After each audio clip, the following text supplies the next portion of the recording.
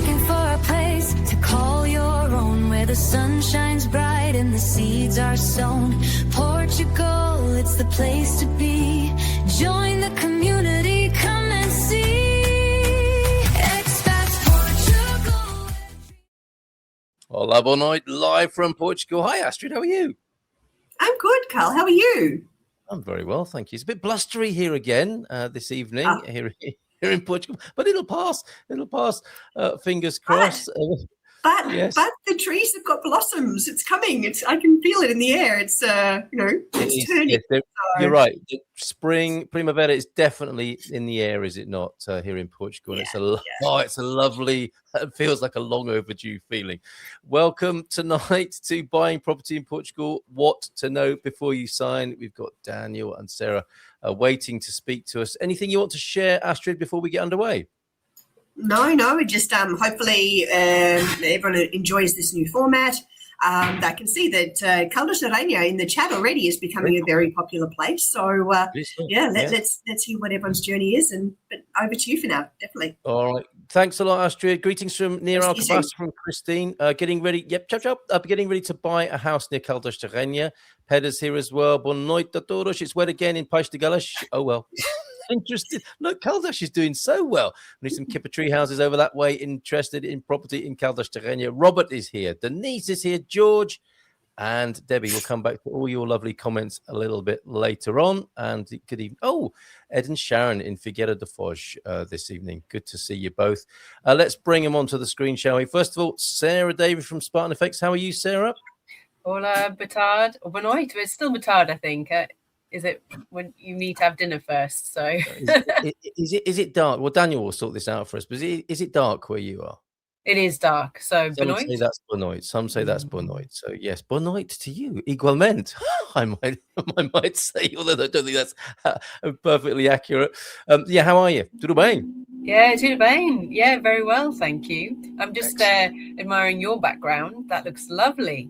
That's a real San Martino de Porto, isn't it? Is that right? Yes, you came to see me, as did Astrid. It was last week, wasn't it? In this beautiful bay here. And that's an actual photograph. And we had a lovely chat. And we got a video forthcoming of our conversation and our first of our on-location mini films that was filmed at the Storytellers Palace in that bay that you can see. That was lovely to see you, Sarah. Should we bring Daniel on as well? Yes, let's bring him on. Daniel on this evening. Hola, boa noite. Daniel, how are you? Hello, boa noite. All good on my end, although in Lisbon the temperature became chilly all of a sudden this afternoon. So we seem to be on the way to spring, but winter is still showing some colors. Yeah, absolutely. Not long now though, Daniel, until the jacaranda trees, right, are in bloom. That's the real herald, is it not, of spring, or the real joy of spring in the capital? It looks lovely, the jacarandas with the flowers blossoming. It's an amazing time to be in Lisbon, and the smell of those trees is something out of this world. Oh, it's bringing back such lovely memories, of the city there and the baking heat of Lisbon. Yes, as we make our way towards summer as well there. Thank you both for being here for Buying Property in Portugal. What to know before you sign. Maybe you're picturing that place already, the apartment in the city, like in Lisbon that we were just talking about, the farmhouse in the countryside, like Jerry's, or the house near the sea over here in San Martino de Porto that makes this whole move feel real. You might think buying is still a long way off, and for now, you're just browsing, exploring, getting a feel for what's out there. Of course, Kipper can help you with that. But here tonight is what often catches people off guard. When the right property appears, things can move quickly. And if you're not already prepared financially and legally, it's easy to feel pressured into decisions before you fully understand what you're committing to. We want to help you with this sort of stress this evening. Some of the most important steps actually need to happen long before you sign anything. That's what we'll be talking about tonight, sometimes even before you start seriously viewing homes. That's why today we're focusing on what needs to be in place early, so when your opportunity comes, you are ready. Many buyers focus on finding the right property first, but something that often surprises people is that one of the earliest steps has nothing to do with property at all. It's understanding their true budget. And here to help us with the first point this evening on currency and budget is Sarah. And this is all about the process starting earlier than you might imagine, than you might expect. And of course, that focus on the property. But something that often surprises people is that one of the earliest steps has nothing to do with the place. It's more to do with the finance.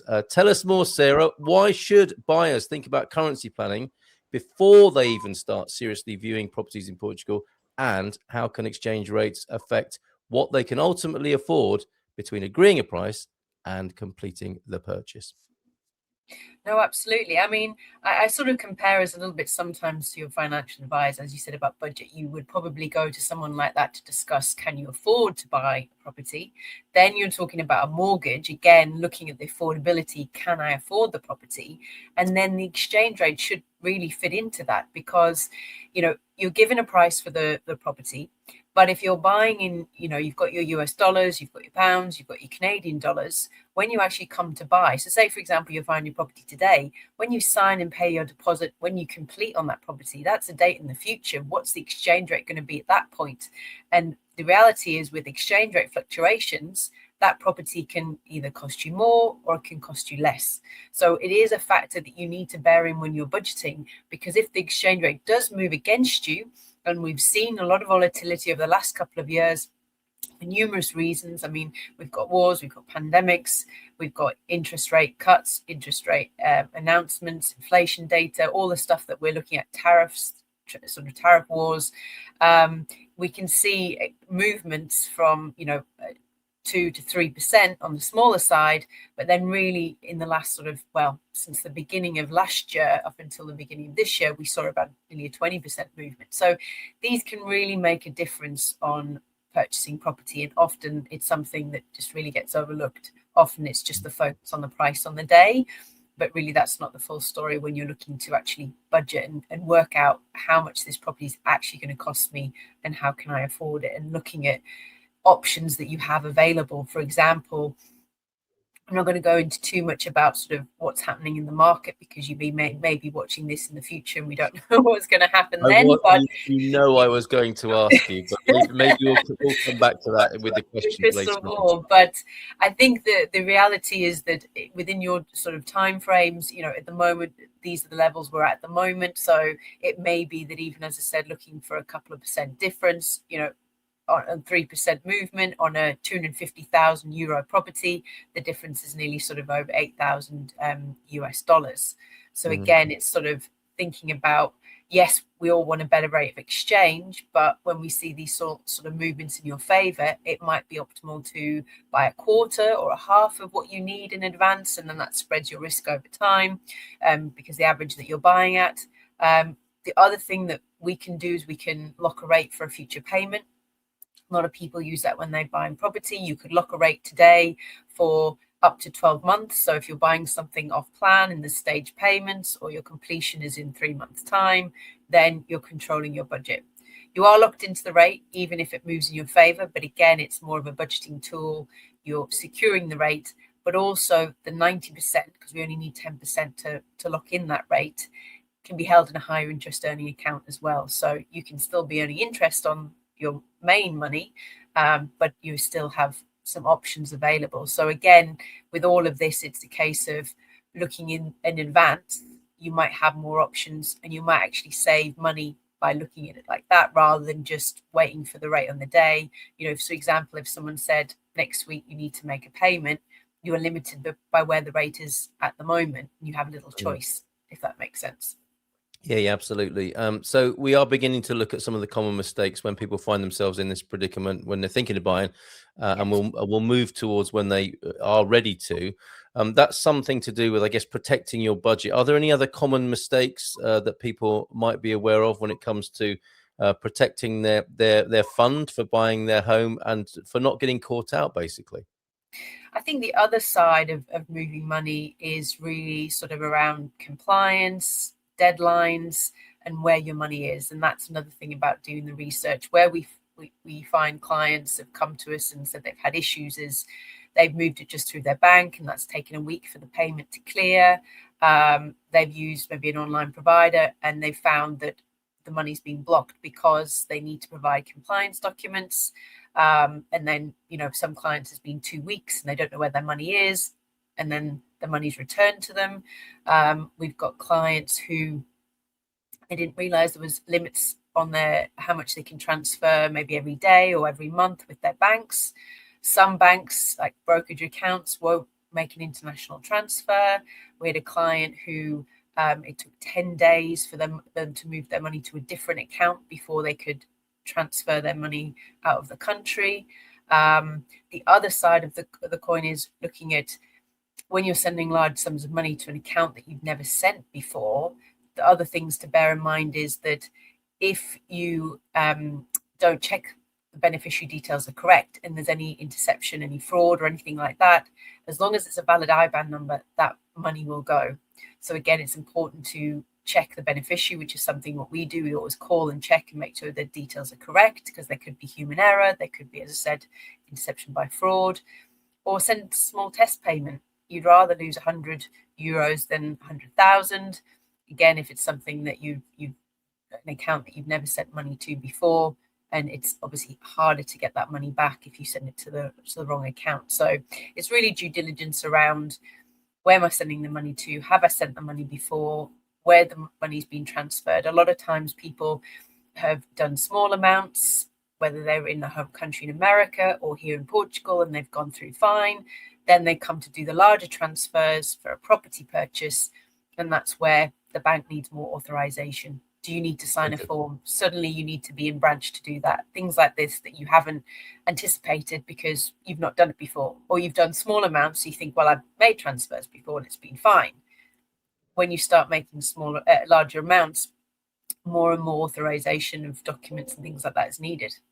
Yep. Okay. Good to know. Thank you very much for that. We will come back to you, of course. It will be a conversation between you, me, and Daniel. Questions are coming in, and we will make sure we get to these in the second part of the session this evening. Premium members will be able to hang out basically with Sarah and Daniel and ask questions in the second part of the proceedings this evening. So thanks for that, Denise. We will get to that a little bit later on. And please let me know if you have any other questions for Daniel or Sarah, and I will make sure they get to the right person this evening to answer. Now, we've looked a little bit there, Daniel, at financial preparation, certainly in terms of currency. Let's switch our attention to the all-important legal preparations. And I love the distinction here between acting with confidence rather than pressure. And there's pressure, isn't there, when it comes to buying a house, of course. But I think we can forearm ourselves with a little bit of confidence as well. So it's not just all about the pressure and making poor mistakes or mistakes of judgment when it comes to having all the ducks in a row. So how can people prepare legally for their dream home here in Portugal? Well, first and foremost, obtain an IF. This is the stepping stone, is to have an IF in Portugal. Basically, you can't do anything without an IF. And the second thing, and touching on financials like Sarah started, if you don't have all the money to do the purchase outright, so if you need financing, you should contact banks in Portugal and see how much money are they able to lend you. And this is especially important because loans in Portugal are connected with your age. Usually a loan in Portugal, the maximum age that it can extend to is 70 to 75 years. Depends a bit on banks. There's nothing written in stone, but consider the highest age possible, someone to obtain a loan to be maximum 75. So, and the whole loan needs to be cleared until that person is 75. And this is relevant because if you do need financing, your age and your income will need to be factored in terms of the price tag of the property that you can reach. So this is a preparation that should be done even before the property hunt is started. First diff, of course. Second one, speaking with a mortgage broker, seeing the terms and conditions of the financing, and seeing how much money will the banks lend you. And do be aware, and again, touching on the exchange rate situation that you were mentioning, or that Sarah was mentioning before, usually the income is calculated and there's a decrease in the considered or the available income because of the fluctuation of the exchange rate that it sometimes can be favorable to you, but in some of the times it can be unfavorable to the person buying a house. So banks will factor in the exchange rate because that will depend on the maximum amount of money that can be lent. So those are the two things legally that will need to be done even before the property hunt does begin. Yeah. And the other one, as you did mention, pressure. It's normal. Pressure is something granted on a property deal. Realtors will start pressuring from the get-go, and just keep it cool, because I don't think that we've lost any property deal connected with pressure being put on. Once the offer was made and once we were satisfied with the due diligence and the realtors and the property owners see the deal going forward, nothing falls apart usually. Of course, this may happen, but nothing falls apart midway. But there's a lot of pressure in the beginning. Don't get too impressed with that. We're used to that pressure. If you do retain the services of lawyers, let the lawyers handle the pressure. We eat it at breakfast. It's completely normal. What a brilliant image. Coffee. The Portuguese lawyer's breakfast, coffee and pressure. Yes, Other people, 3 espressos and 1 dose of pressure, please. It's really good to know. Very reassuring. You can find Daniel and Sarah, of course, Spartan FX and Reis Pelicano in the Expats Portugal business directory. Thanks. Another question from Denise. We'll definitely get to these. Thank you, Denise, for your questions. All other questions, very welcome too. Stick them in the comments and I will bring them to the screen in the second half. One big pitfall, I think, Daniel, is people assuming, and there's no reason why they shouldn't really, that the buying process in Portugal will be just like it is in their native country. That can cause a few shocks and surprises, can it? Yeah. Not along the way. Indeed. One of the major differences that I like to outline and point out is that there's no escrow services in Portugal. So the notary will not hold the money on behalf of the buyer and the seller until the property deal is done. So payments are done directly from the buyer to the seller, and usually 2 moments, considering payments are to be accounted for. The first one is the down payment. Once the promissory purchase agreement, or as we usually call it, CPCV, is signed, it's there's nothing written in stone, but the tradition in Portugal is 10% out of the final property price should be transferred from the buyer to the seller. Spartan FX can do the transfers directly, so this is a wire transfer. If the money is already exchanged from dollars or British pounds to euros, then it's just a question of activating Spartan FX services with a call and with a few emails, and that is resolved, and the transfer can be done directly from Spartan FX account into the seller's account. But for the final payment, as again, there's no escrow services by the notaries here in Portugal, the final payment is usually done via the old-fashioned way, a banking check. This banking check will have the name of the sellers on the banking check, and it's basically issued by a Portuguese bank, and it needs to be a Portuguese bank issuing that banking check, and only the sellers can cash in that banking check.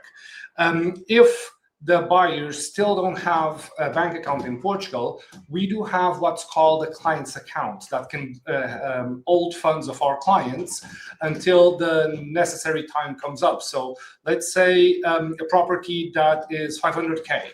Initially, Spartan FX can send the money, the 50K, the 10%, from the account into the seller's account.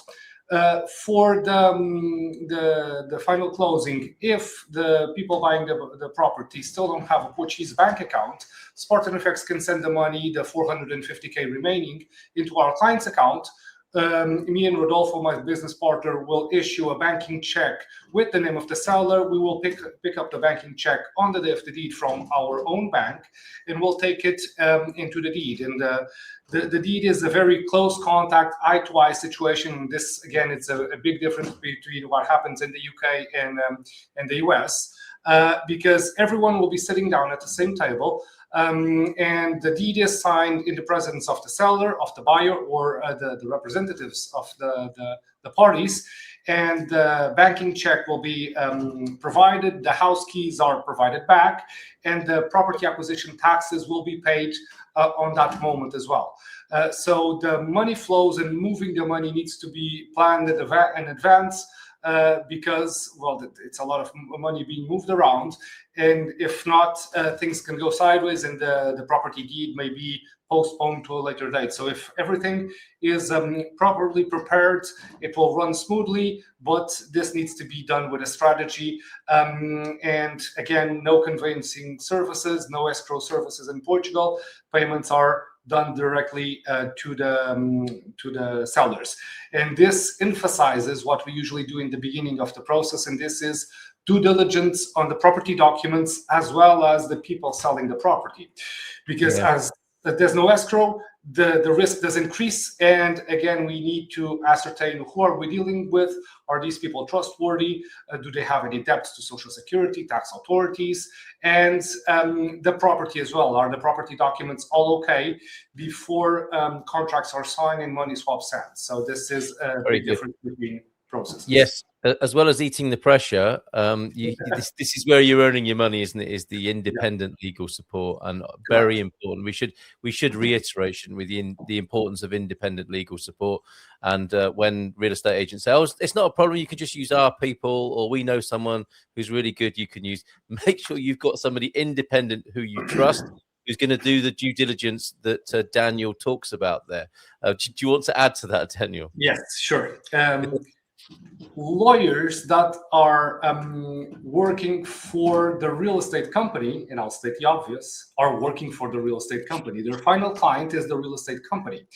And realtors, of course, will want to conclude the deal and want to have their commission. It's only fair that they do, but this is their main goal.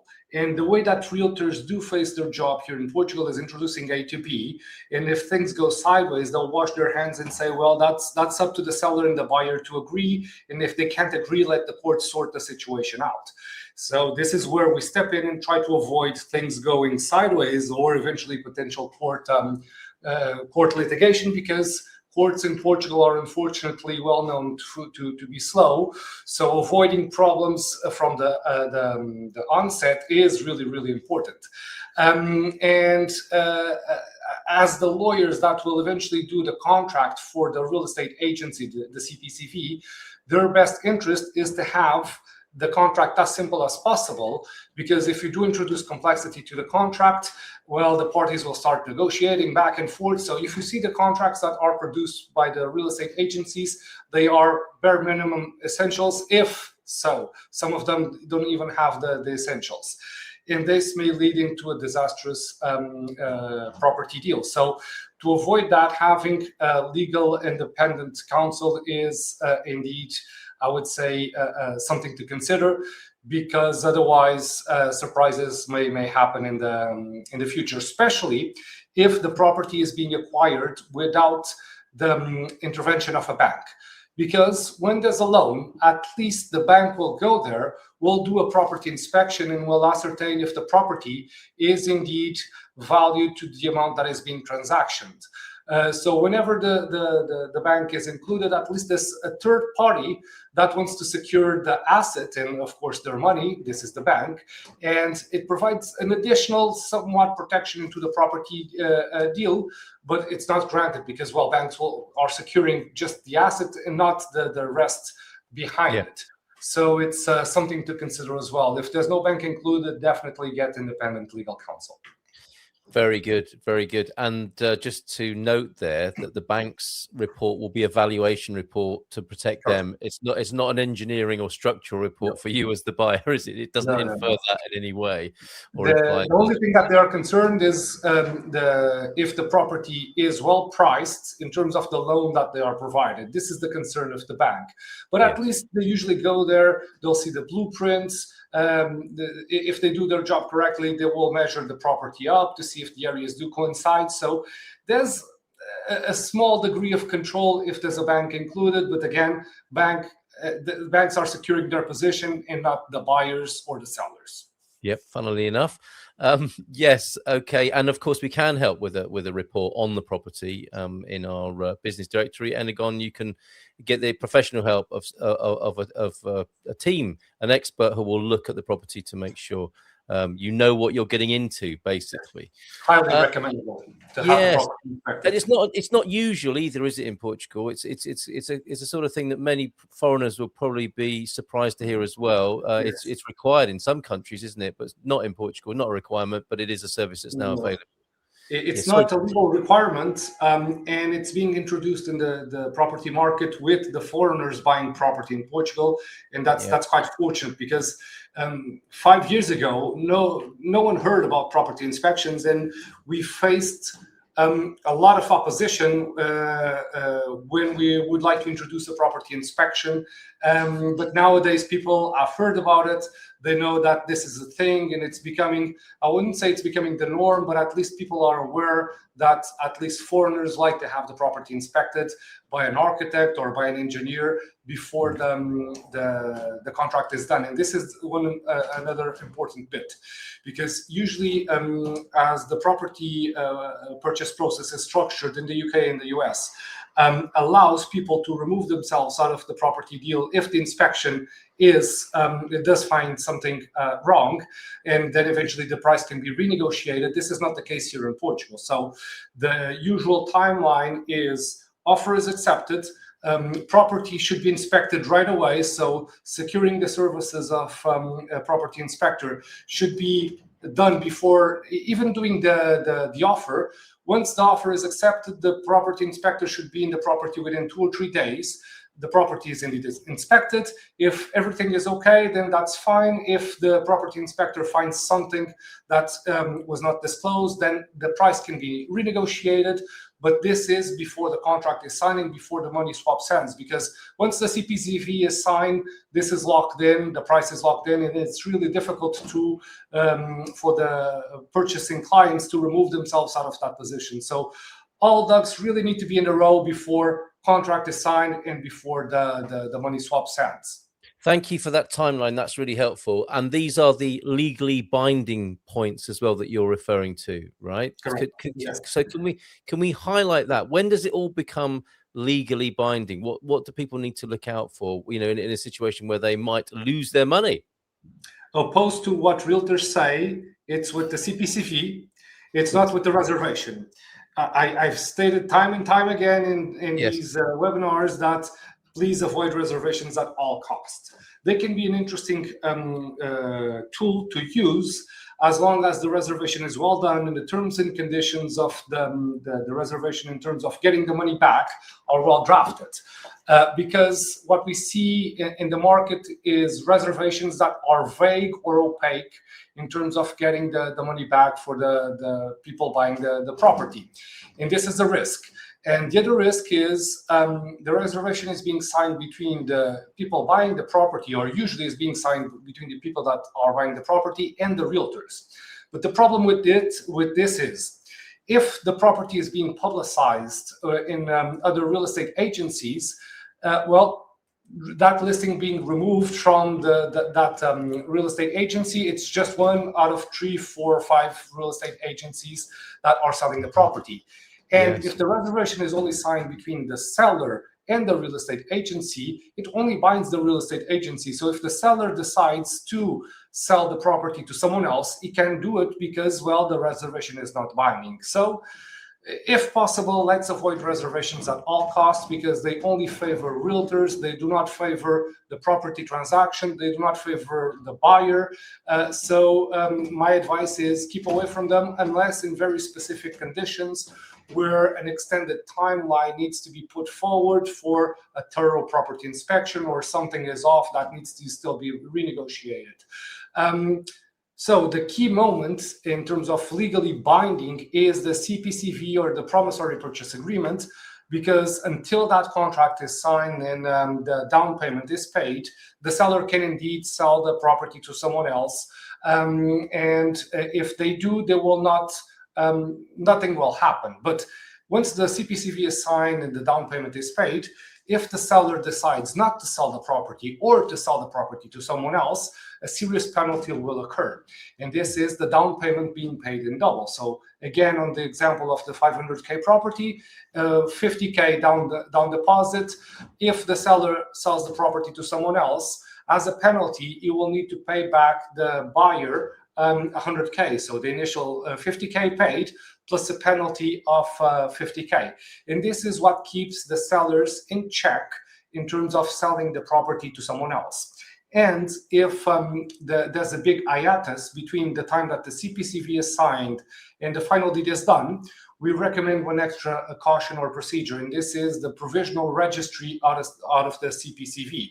And this will basically do or become will create the CPCV as a public contract, as if it was a deed, because on the land registry of the property you will have this publicity, and that publicity will be extended to 6 months and can be re-extended again for a full year.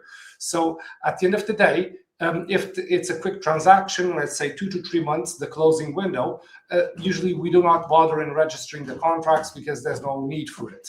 But if the closing window is extended, then yes, definitely registering this provisional CPCV or doing the provisional registry of the CPCV is highly advisable, because then the seller cannot sell the property to anyone else. It's locked in, and it's granted that that property deal will happen. That's great. So some protection there that people would probably not know about until they come to Portugal and then work with a professional like yourself. We really like to help people avoid pitfalls and difficulties, the things they don't know. Any more of those then, Daniel, before we bring Sarah back in, and we'll look at your essential steps really when it comes to buying property from both of you, and then we'll throw it open to questions in the second part from our premium members here. Become a premium member at expatsportugal.com. So Daniel, any other pitfalls, anything we haven't mentioned so far that people really need to be aware of? I think that is really important if you are recurring to financing. So if there's a bank involved getting a loan for the property acquisition, that what we call a resolutive clause, or a clause that allows the buyer to remove themselves out of the contract, is introduced if the financing doesn't go through. And there's two financing clauses. A broad one, that any type of problem with the financing may lead into the buyer removing themselves out of that contract and getting the down payment back. This is the broad sense of things. So it's connected with the bank assessment on the private finances of the buyer, and something connected with the property. And this is usually not as well accepted by sellers in Portugal, because they say, well, I'm not responsible for the finances of the buyer. This should be resolved before the person gets into a contract. And I can accept this, and this is why it's really useful to talk with a bank before even you start doing home hunting, because at least your financial situation will be assessed beforehand, and you'll have a pre-approval out of the bank, and you'll know more or less until what amounts can you extend yourself in terms of a property acquisition. But the second portion out of the resolutive clause, or the removal of the applicant or of the property acquisition, is the property evaluation. So again, into the same example out of the 500K property. If the bank evaluates the property to 500K or even more, that's brilliant. That's all the green light to proceed into the deed, and there's no problem at all. But let's say that the bank evaluates the property into 550K. The solution for this, if there's no resolutive clause in the CPCV in the contract, is that the people buying the property will need to, out of pocket, pay the difference, because the bank will only lend. It does evaluate the property to 550K, and let's say that they're lending 80%. So the remainder will need to be basically obtained by the people buying the property. And if they don't have enough cash in hand to do this, then they are in a serious problem, because at the end of the day, they can just lose the down payment.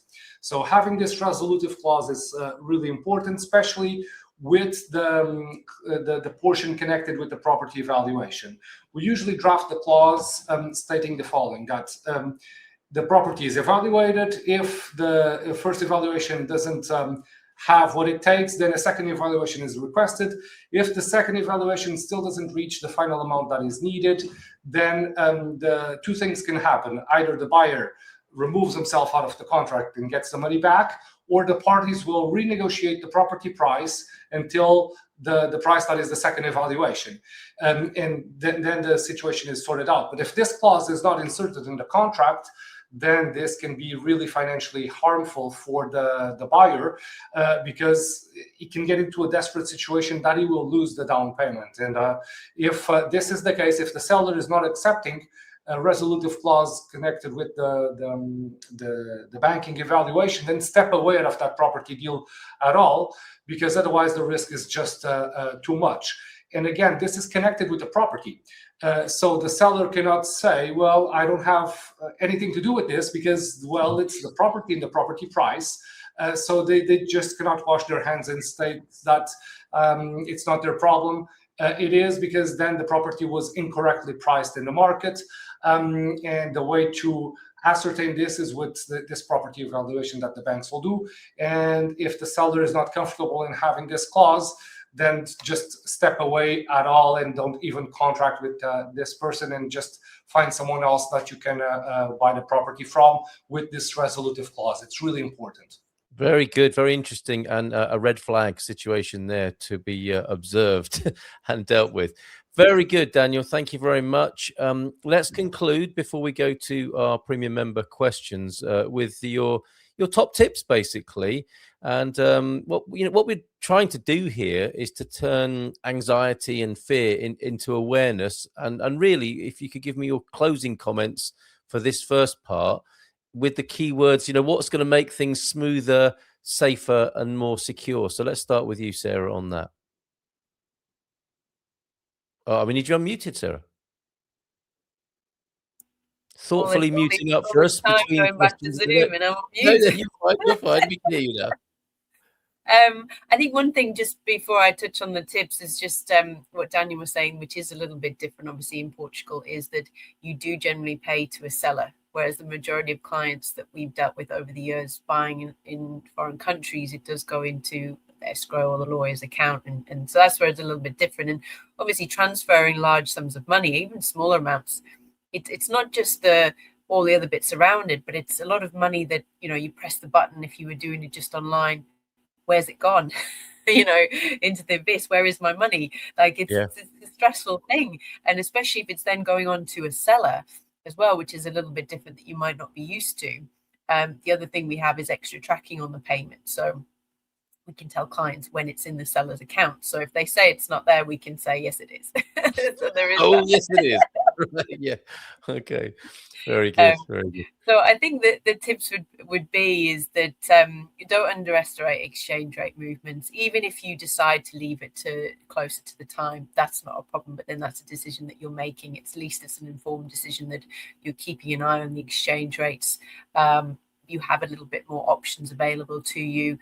Just have a conversation with us. Just find out where your money's at. What's your budget? That's the sort of things to think about. Where have you got your money? What kind of accounts have you got it in? Just do a bit of research around what that looks like, of how easy is it to make transfers? Do they have any limits? As I said, have a think about your budgets and sort of what's worst case scenario and things like that, just to have that in mind. We're always watching out for better rates of exchange, but you have to obviously still bear in mind the downside, especially with the volatility that we're seeing at the moment. So what's worst case scenario of, like, now the property's going to maybe become unaffordable? We need to sort of watch out for that as well as the upside. So as I said, don't underestimate that. The other thing really is that if you are doing it, as it's something we do, but again, just check the beneficiary account details and make small tests if you're making those sort of larger transfers, basically. Very good. Thank you very much indeed. The QR code, which I'm about to test here on the screen, is for the property buying guide from Spartan FX. So if you want that, get your own copy by scanning the QR code that's on the screen at the moment. Thanks, Sarah. Please stick around for questions. We've got some great questions and comments coming in, like this one from Alicia. Barry's got some very interesting insight as well to share with us that I think will be beneficial to other people. And we can go through that as well. Pedder's got some good news to share and questions, no doubt, as well. So we'll come to those in just a moment. But Daniel, your concluding comments, if I may, prefacing those, the picture of you or Rodolfo being in a rural solicitor's office with the clients, handing over a check. That's exactly how it is, right? You might be in some very rural, old-fashioned place in Portugal. You've driven there. You're working with the client all the way up to that process, and the big day is that you're there handing over the check to the seller. That's what you can experience here and be handheld by Daniel right up until that moment. Yeah, so that's indeed true. And if it's a rural area and the property that is being acquired has a lot of heirs, I've been in deeds with 15 people. And sometimes notaries don't have enough space for 15 people at the same time during the same deed.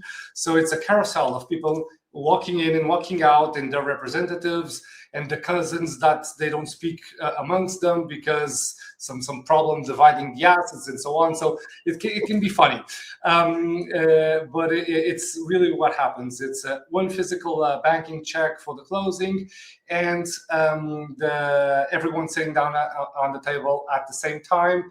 Check handed in, house keys handed back, and then people will go on their merry way. But probably the three key aspects that I would like people to retain from this webinar is first is the preparation regarding the money, as we did discuss, and if financing is a must, then please talk with the bank before you even start the property purchase process, because well, it's something that the bank will let you know how much can you extend yourself in terms of the acquisition. And the other thing is the age. Age is a factor in Portugal because banks will look more into the personal finances than the asset itself, than the property itself.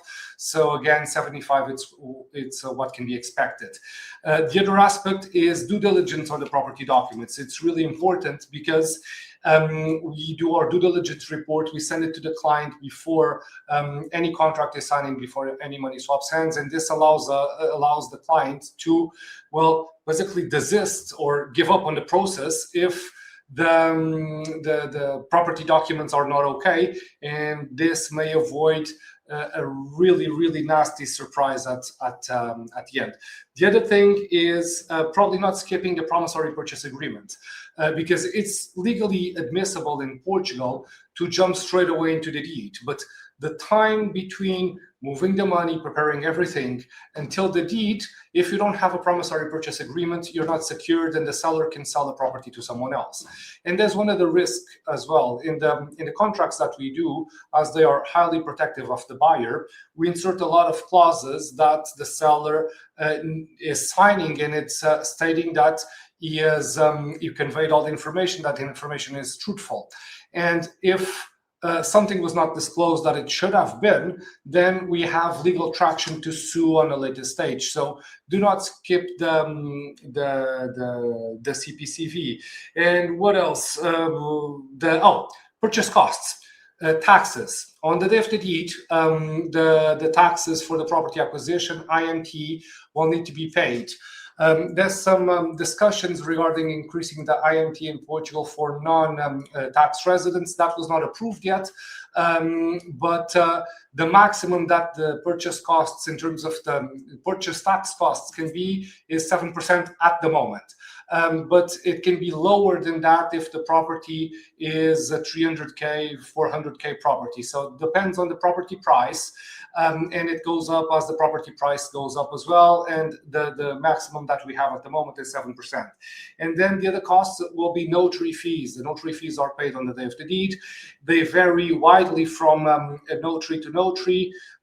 Everything can be expected from 1,000 to 100 euros to 3K. I've had results in the middle, so it depends a bit. And taxes, of course, are connected with the property price. In Portugal, it's I would say compared to other regions, it's fairly expensive to buy a property in terms of the property acquisition taxes. But on the positive side, it's really cheap to own property in Portugal. The municipal taxes, the yearly taxes that will need to be paid, opposed to what happens in the UK, the council tax is fairly expensive. Here, for a normal property, it can be something between 300 euros to 700 euros per year. So it's acceptable and within reason compared to other regions. That's what you'd expect to pay per month in some places, isn't it? That's very good to know. Daniel. Yeah.